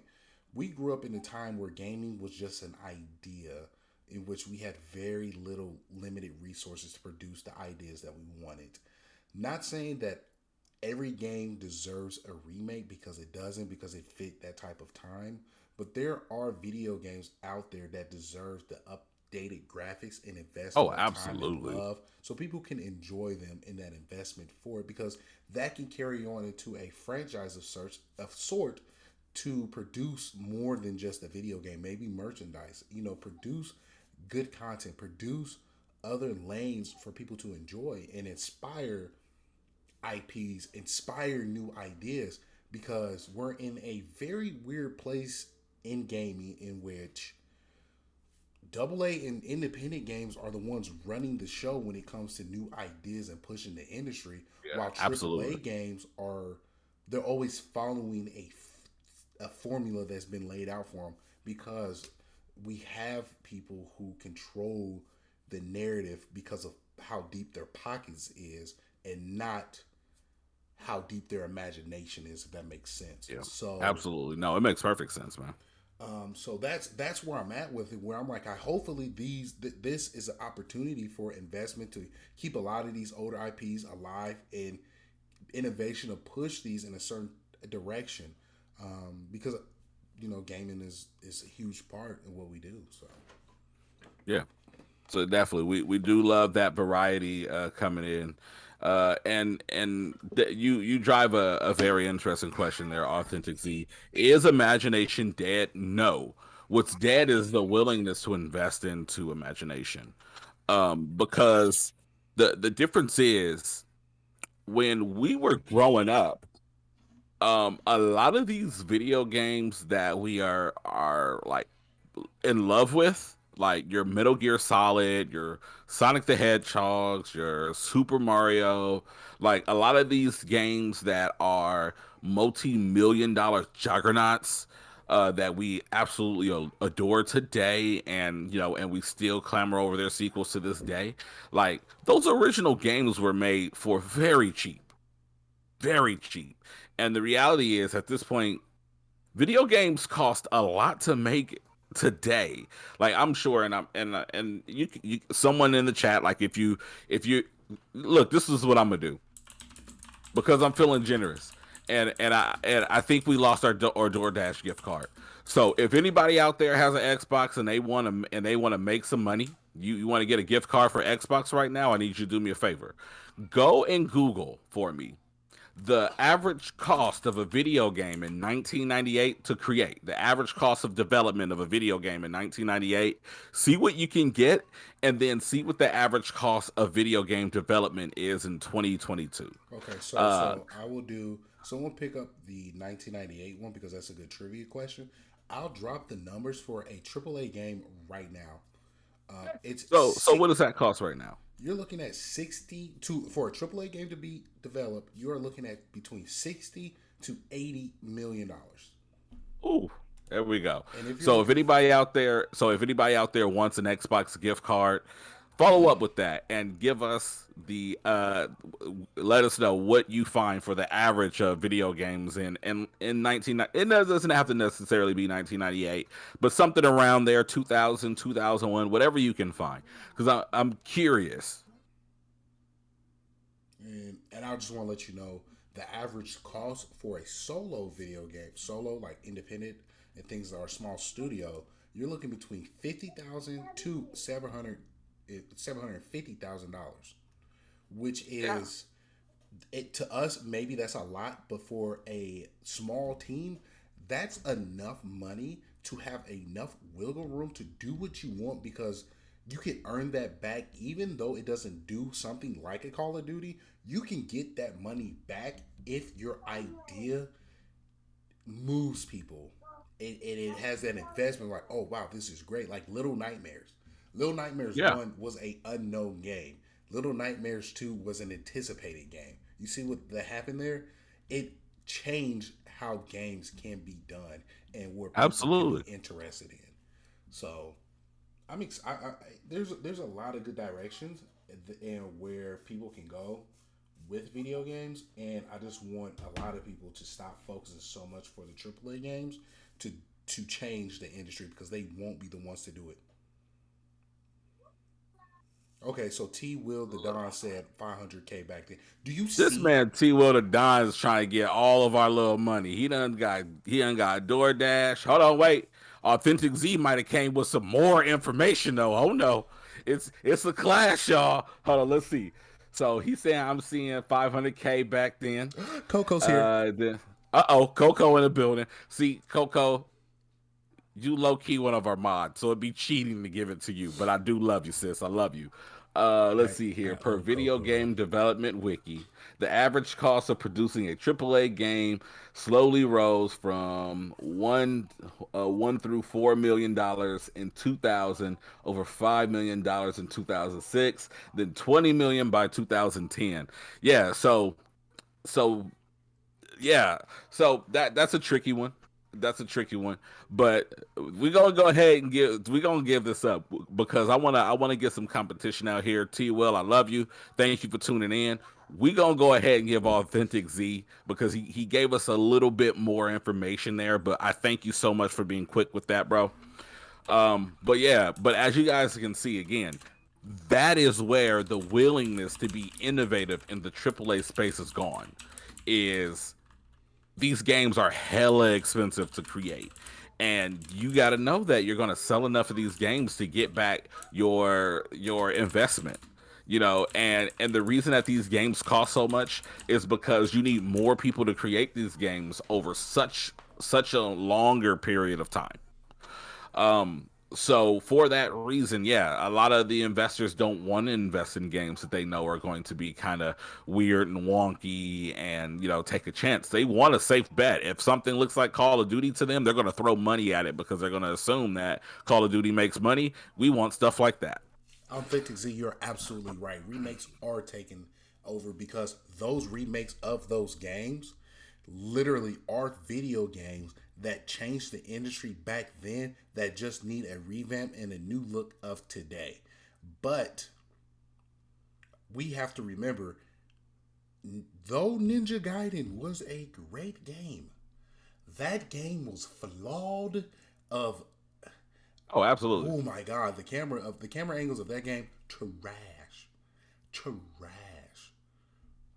Yeah. But don't get me wrong, like the thing is, like, yes, remasters are a thing today. However, I think that remasters are a very necessary part of like gaming because unlike a lot of different art out there. Like if you have the Mona Lisa is always going to be the Mona Lisa because paint and canvas is always paint and canvas.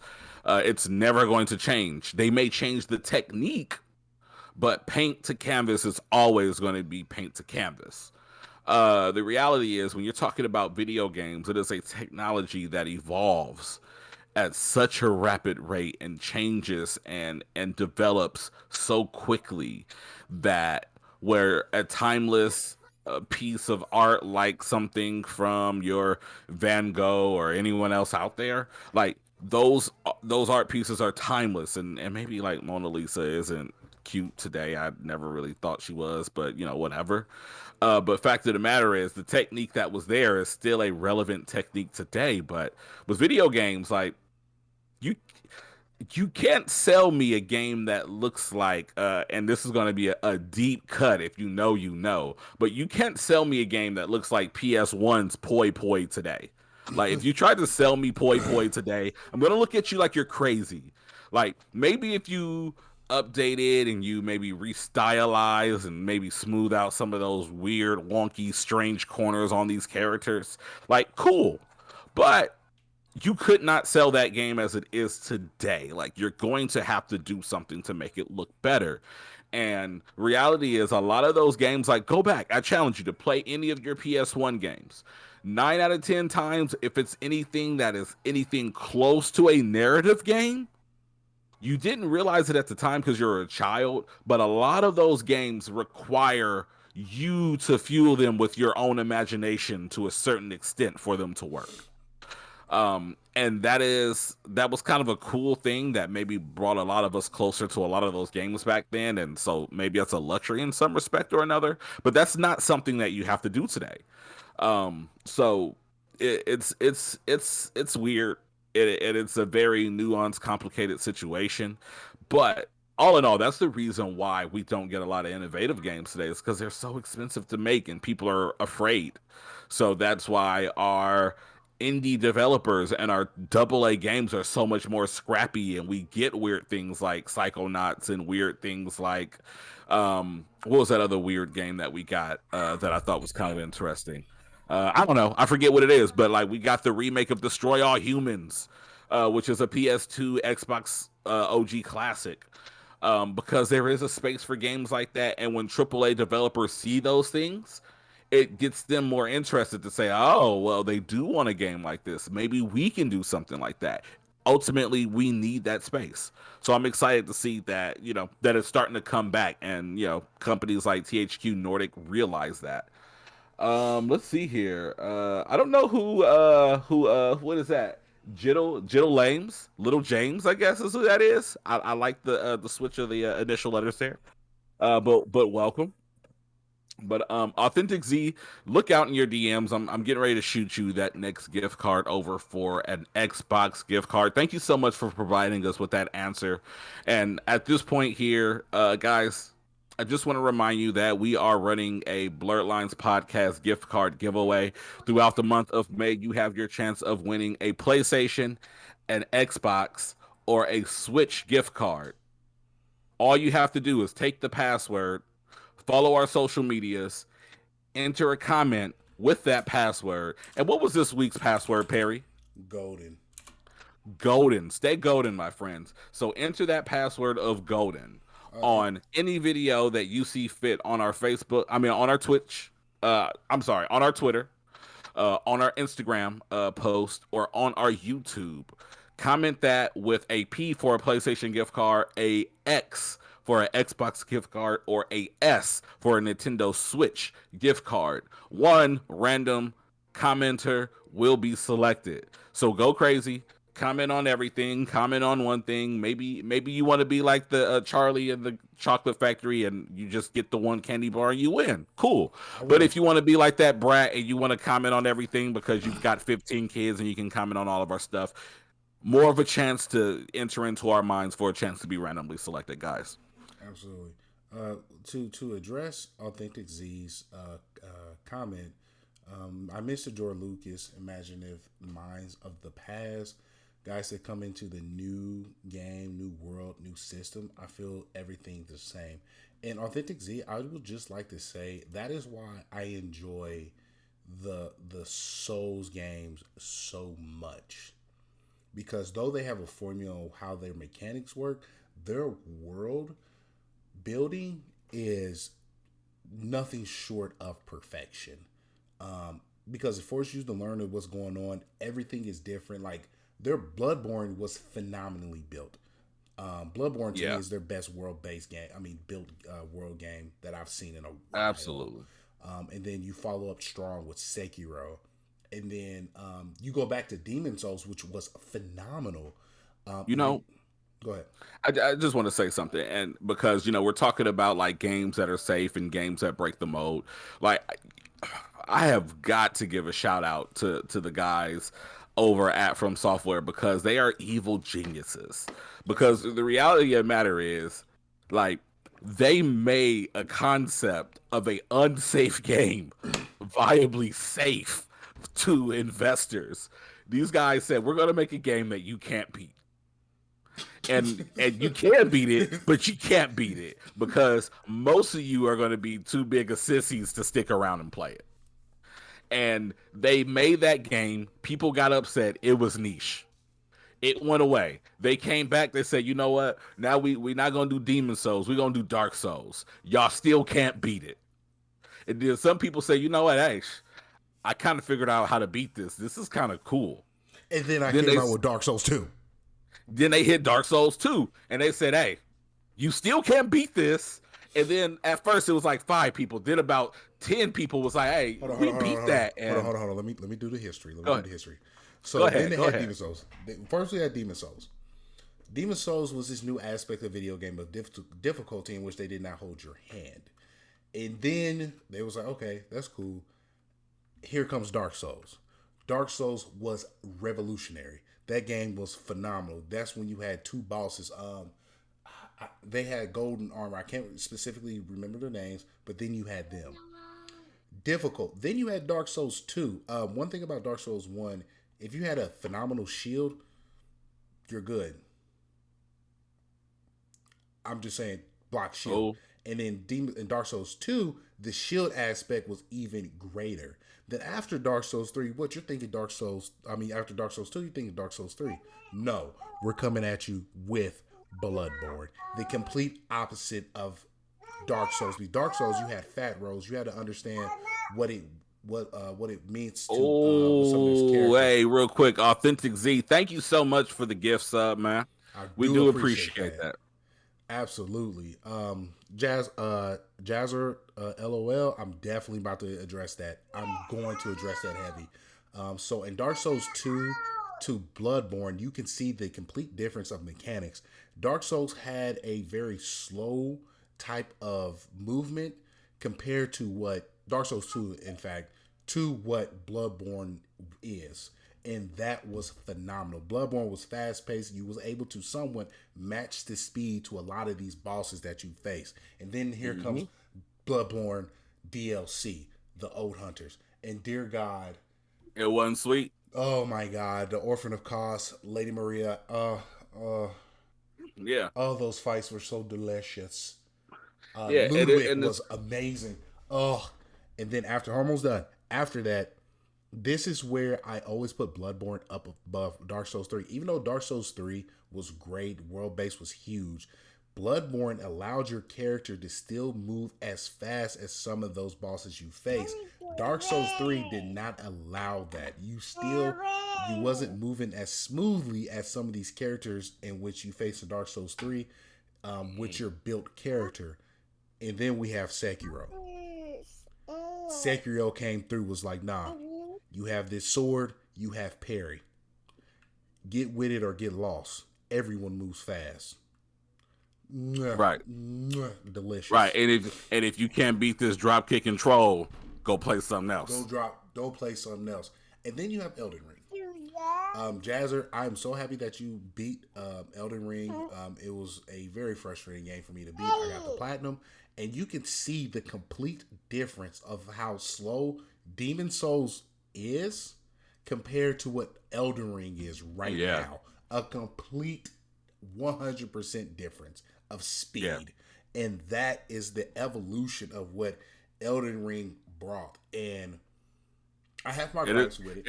it is crazy because it's like the fat roll in like in Elden Ring is almost just as fast as the normal roll in Demon Souls. Come on It's now. outrageous. Come on now. And then I still have my gripes because the relentless attack aspect that Elden Ring put within there, I am I want them to go back to have more variety of bosses on how they move and how the mechanics are. Some easy, some hard in the From Software space that you had into the what is it? Into the Sekiro's, into the Bloodborne, which not every boss is just this relentless person of endless attacks where you just you get two hits and then you move. So, oh my god, dude, From Software is Whoops, just we'll a get it, baby. phenomenal gaming studio, like Yeah, for sure. yeah, but definitely like overall, like the point to say in reference to those guys is they literally took something that wasn't safe and they did it so good and they did it over and over and over again. They did change the formula a little bit from time to time, sped things up, slowed things down, made things a little more user friendly. Everyone got mad and said, "We need an easy mode. We don't need an easy mode. Go away if you feel that way." But they did it in an unsafe way to the point now that they essentially are safe. Like it is now okay for you to release a game that is going to stress out your player again. We've not had that really since like the Sega Genesis and like the arcade days. So it's nice to know that like we're starting to get back to a normal flow of games that are difficult to beat and challenging for the sake of being challenging. And We got a lot of viewers out here. I just want to remind y'all, make sure you go ahead and lock in that follow. Like if you do want to sub, we appreciate the sub, whether it's a free prime or whether it is the $5.99 that you drop on us. But definitely make sure you hit that follow because you don't want to miss a chance to win a gift card. We've given away almost $100 in gift cards today, y'all. Like don't miss out on your opportunity for the Blerd Lines podcast gift card giveaway. Make sure you follow us on all social media platforms and comment golden in your selected platform everywhere for a chance to win and also for the chance to be a part of the gang mafia. You know what I'm saying? We out here. Um so Perry. let me address Jordan. You only say F Bloodborne simply because you need your hand held. If you just want me to come help you, call me. Shots fired. Bloodborne. I am a master in Bloodborne to the point where I can beat that game almost with my eyes closed because I just know where everything is. I love Bloodborne. Um, hey, Chris, I understand. Sekiro, the headless ape. Oh, buddy, that game almost got snapped in half. But I digress. The Yeah, art I is was done with Sekiro after like I think I got to like the third map location. It was too stressful and it wasn't like it was unbeatable. But I was all right. I've played enough of this. I've gotten enough headaches. 10 out of 10. Let's go do other stuff now. shout out to Authentic Z. The art of forcing players to challenge themselves and not notice they are conquering their personal fears. Sekiro made me good in games like Elden Ring, Horizon, Assassin's Creed because of from that is beautiful. Oh, absolutely. And Authentic Z, I actually relate to you on that topic. I was sharing, I think on our last episode, we took off Mother's Day weekend. But I was sharing one of my experiences with that, where I had played Star Wars Jedi Fallen Order, um, and the first time I played it, I found the game to be kind of difficult. Um, just because I was not completely programmed into the Souls game. But I am a gamer. Like, I've been a gamer all my life, and Tinkshu is a game that I love, and I wish we could get a Tinkshu remaster, remake, or something of the sort. But when I saw Sekiro, knowing From Soft actually at this point owns Sekiro, I was like, oh, I mean, From Soft actually owns Tinkshu. I was like, man, this is giving me Tinkshu vibes, and I have played it to get my fix. And when I played that, I was curious enough to go and play Demon Souls. I played a little bit of Bloodborne before that even. And then I did play like a healthy chunk of Elden Ring, and I was good enough to beat all of the games, just not willing to commit to the headaches it would require to beat any of these games. Um, but when I went back to Fallen Order after the fact, like, I got through the first, it had to be like first 70% of the campaign in that game before I died once. And I was so shocked at the skills that I learned from playing these Souls games. Like, if you want to step up your gaming ability, absolutely go play a Souls game, commit to it, learn it. Or Sifu. Sifu is another game that really forces you to learn those mechanics of a game and will translate over to other games being mastered. Like, go check those games out. So yeah, shout out to you, Authentic Z. You really in the zone today. I rock with you. So where are we at, Perry? Do we have any other like stragglers that you like to add in? For our review for Multiverse of Madness, we will only have that conversation with our one and only in-house Marvel guru with Hammerai. I can't wait to have that discussion because that is Black Forces energy. Y'all have. Oh. I was texting G and Ham the entire movie. They thought I was done. I'm like, no, this needs to be talked about because I went one. Okay, check this out. I'm sorry I had to stop my own thought. I wanted to tweet about this. Greg, you know when you became an adult is when you realize it's not about going at the midnight release. It's about going at the matinee hours, buddy. So yes and no. It depends on where you are and what you got on, because that Thursday early evening, like 7-8 o'clock show is always gonna be lit, like lit AF. So if you can make it to that, it is an experience that you need, especially as a Marvel fan. You get all the cosplay and all the fun stuff. But if you're not gonna get that opening week or opening weeknight appearance out of the way, my guy, if you don't take yourself to the movies on a Monday afternoon, Tuesday afternoon, because it's either gonna be crowded and hype, or it's gonna be quiet and peaceful. Don't put me in no crowded oh, do not put me in a crowded theater for no damn reason. I don't want these babies in here. I got babies, okay? So I'm gonna talk shit about babies. I don't want no crying babies in my movie theater, okay? So what I'm gonna do, I'm gonna go on a Tuesday afternoon. Sit down, baby. I'm almost done. I'm not going on a Friday night when Peter, Paul, Sarah, Chris, Jordan, and all of y'all gonna be in there. Like, why are we gonna be in a crowded movie theater where nobody is getting hyped? Gee, do you know I went because I wanted to go while I was in town but couldn't. You know when I went? I went at 11:45 a.m. Oh, I landed that day. You know how many people was in that theater? I counted the seats. 23 people total. Oh, in the number one theater. You know, theater number one is full of that delicious space. Oh, I had 3 rows to myself where I love it. Oh my God. And I had my phone out. I was texting. It was just. I might have. So yeah, it's so like this is my thing. Like it's so beautiful to have those experiences. Like you go in, like, because y'all got to understand who I am. Like I'm that guy. I will go to the movies, and some of y'all are gonna take my trick now. But when I go to the movies, you know, it's very rare to go to a movie these days where you just buy a ticket and you go sit where you can. Like you have to buy the ticket, select your seats these days. I am the person when I go to the movies, I will buy a extra children seat, just one extra seat, so I don't have to sit next to someone that I don't want to sit immediately next to. I don't want to rub my elbows with a stranger. I don't want you laughing in my ear. I'm going to buy that seat available next to me. So when I go to the movies, my wife has an empty seat next to her, or I have an empty seat next to me. I'm not sitting next to no stranger. And that's the most bougie thing ever. Like I'm absolutely sure of it. So again, like if you miss out on Doctor Strange versus the X-Men coming out next summer because there was not one seat available, it's because Greg and his family or Greg and his older boys bought an empty seat so that you couldn't sit next to him.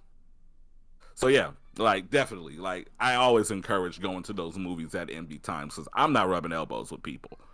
Um, but now that we've got that out of the way, watch out, Hammer Eye Black, maybe next weekend. I'm not gonna monopolize his Saturday morning because I know it's hella early in Arizona. But I'm gonna manifest that next weekend we are gonna bring on Jordan, and I'm gonna go on a tangent here. We're gonna bring on Jordan and D-Rang to unpack. Let's save that for a captain's lounge because no, check this out. No, hey, no, we I need people need it, Perry. No, Greg. The people okay, go ahead. You know what the people need? What do they need? Ham. I love D-Rain. What do they need? But we've seen them. I need Sarah. Y'all need Skeeto Baby. So actually, we actually got a project coming from Skeeto Baby very soon. Our partners were so gracious to actually provide her with a copy of Kirby and the Forgotten Lands. I fell in love with the game. Sarah fell in love with the game. And within the next couple weeks, we're gonna work out some schedule stuff. We're gonna get her on, and we're just gonna gush about how good Kirby is and make you feel like you have to play it. So definitely watch out for that. Absolutely, but outside of that, man, if that, well, Ham needs no filter.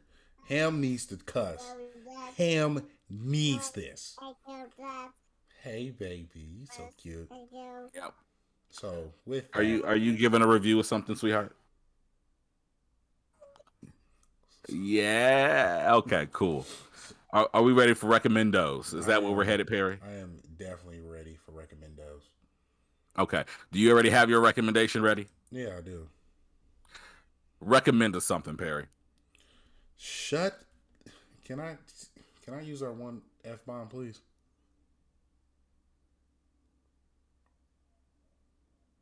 You got quiet. I don't know what that means.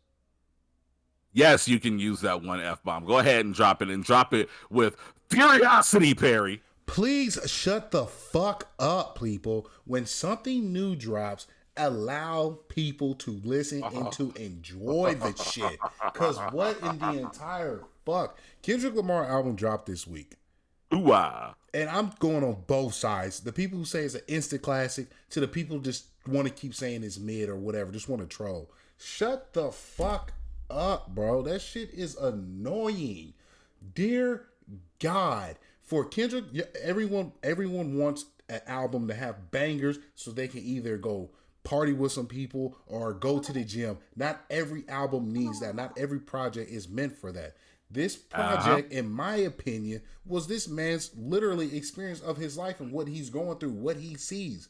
And for you woke ass Hotep motherfuckers and you dumb ass super Christians and some of you people who represent the LGBTQ community.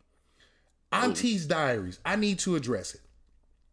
Auntie's Diary. What is this? Can you give me a little background? I think I missed this. So Auntie's Diary is one of the tracks of Kendrick and what he faced when yeah. That's, man. Go ahead.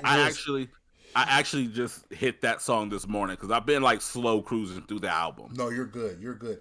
That moment, people are saying he didn't do no research. He didn't address it how it should. And people are upset. And I'm sitting here and I'm like, did you listen to the track on like, this is from what his aunties and what he was seen as a kid and his viewpoints on how he grew and changed after that. But and I promise you, I hate people who take one segment from a piece of content and use it and run with it.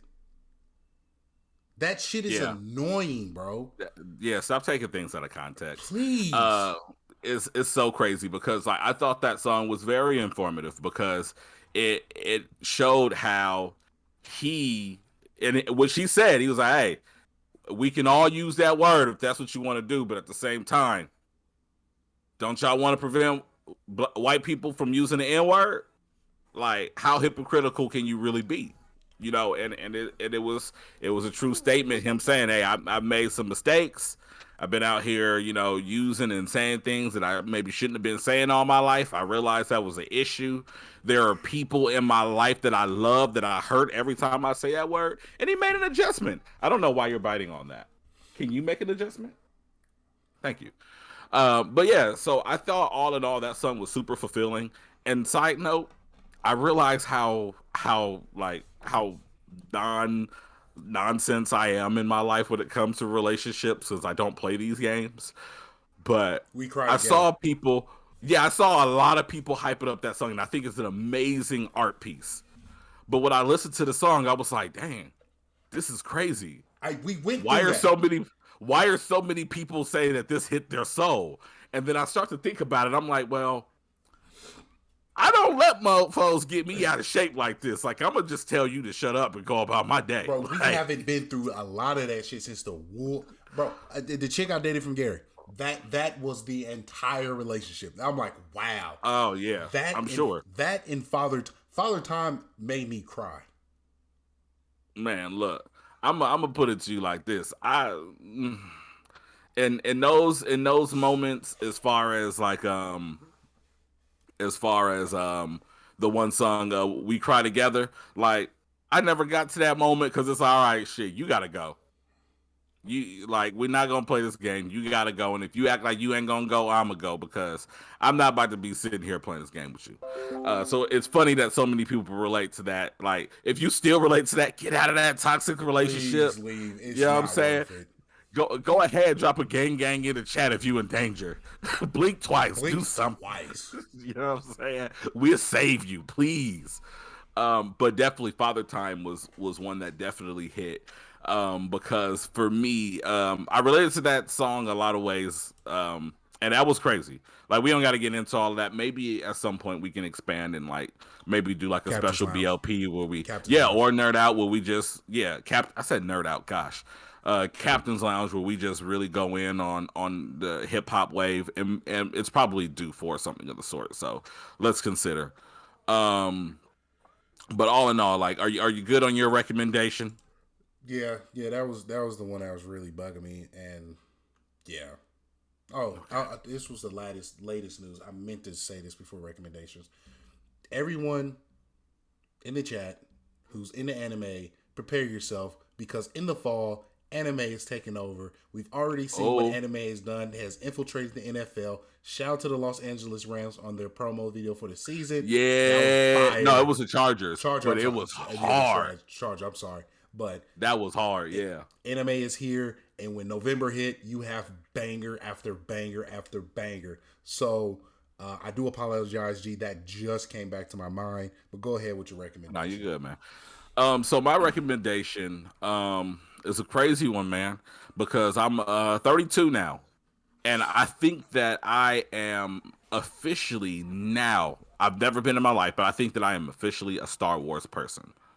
Welcome. I watched the prequel series like when they came out when I was a kid. Stop it! No, we're not taking off Pampers, baby. Cut that out. That shit, yeah, but yeah, like I definitely. I mean, okay, so those movies get kind of a bad rep. Like I rewatched them recently, and the first one I mean, everything that's wrong with the first movie is literally Jar Jar Binks. The second movie is like a solid 10. I mean, like a solid 7 out of 10, maybe. But man, like Revenge of the Sith?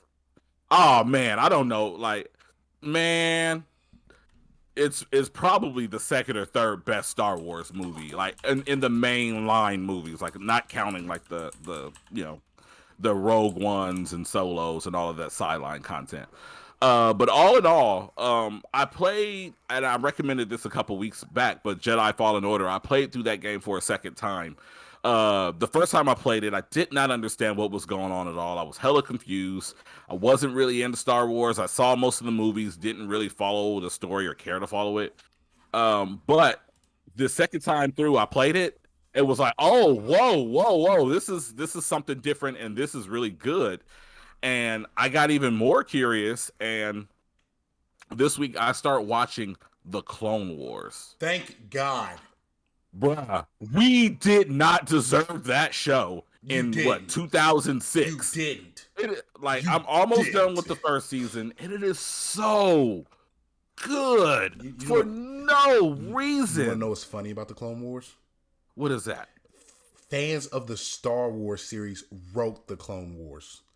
That is why it's so good. That is why it makes so much sense.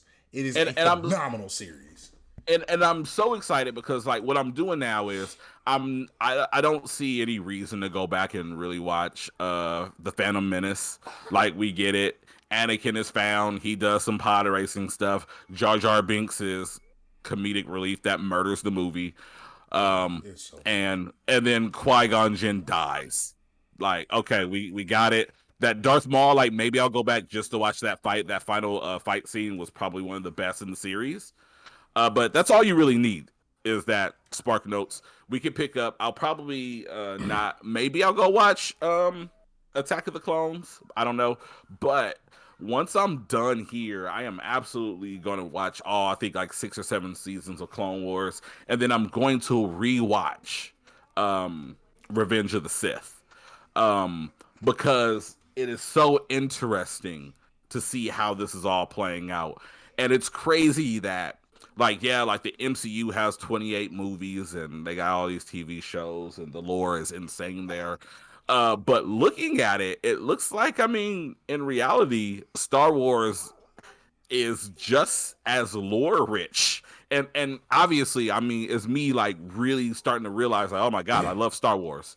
Like, I know that for a lot of you guys out there, you're like face palming like, duh, Greg, like what the hell did you think we were hype about?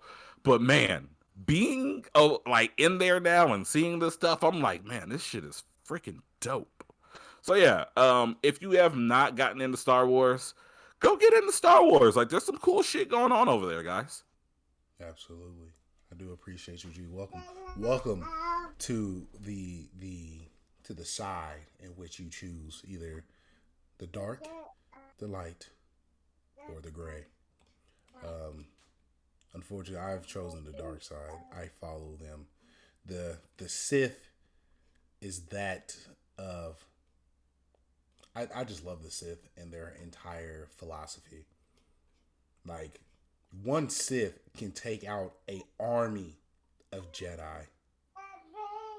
Yeah, which I find to be interesting because like, and watching now, like I'm starting to kind of understand the build of the world, and I was always confused by like, all right, there's only one Sith, like what? So the idea there is one Sith. There are other Force wielders that use lightsabers out there for the purpose of the dark side, but there's only one in charge of everything. There's only because if it's the power of two. The power of two. That means you have a Sith Lord and someone who craves the power of the Sith in his training. And if the Sith Lord is killed by the one he is training, that means he is no longer fit to be the Sith Lord because he was outdone. That was done by... What was the Sith Lord? It starts with an M. I cannot remember his name. But that philosophy became the structure in which the Sith are who they are now. One of the Sith lords, one of my favorite ones, has the ability to suck the life force out of an entire planet within seconds. Which is insane. Talk about throat goat. Gosh, I can't stand you. I know it was meant to be said because I just set myself up. Yeah. So definitely, when we talk about recommendations, those are our recommendations for you. If you are a person who has not been into Star Wars, go enjoy some Star Wars. Clone Wars is really awesome. There's a lot of cool content over there. And if you are one of those people that don't want people to enjoy things, don't be a Debbie Downer. Let people celebrate the things that they love, okay? Including One Piece. Because I don't hate One Piece. I let you guys like One Piece. I just sit in the corner while you guys do the One Piece thing. And that's fine. Perry, anything else we need to do before we start getting up out of here, man? No, I'm good on my end, brother. Okay. With that being said, again, guys, don't forget that this is the May gift card giveaway for Blerd Lines podcast. We gave away nearly $100 in gift cards today, and we got more to give away. Again, that password is golden. Slide over to our channel over on YouTube or on Instagram or on Twitter and comment that password golden, accompanied by a P for PlayStation, a S for Nintendo Switch, or an X for Xbox gift cards. One lucky commenter will be selected and given the opportunity to get free gift cards. We also have opportunities here and there for gift cards for DoorDash as well. So be on the lookout for all that stuff. We will feed you, we will entertain you, we will make you laugh, and sometimes we argue right here on the Blerd Lines podcast. Definitely shout out to our girl Skeeto Baby, who is doing her thing. Absolutely give her a follow if you have not already. Hamurai Black will definitely be here within the next couple weeks as we get into our Marvel breakdown. But for now, I just want to let you guys know, everybody in the chat, as we look here. Shout out to the Riddler. Thank you for pulling up, man. First time seeing the chat. If I missed you earlier, I do apologize. But Authentic Z, Hamurai Black. Who else we got in here? I know Razel stopped by. We had Jazzer LOL, and so many more. Make sure that you follow us if you've not followed us, because we're going to be here every Saturday morning, sometimes Sundays when parenthood gets the best of us. We just want to let all of you guys know that you deserve the hardiest gang.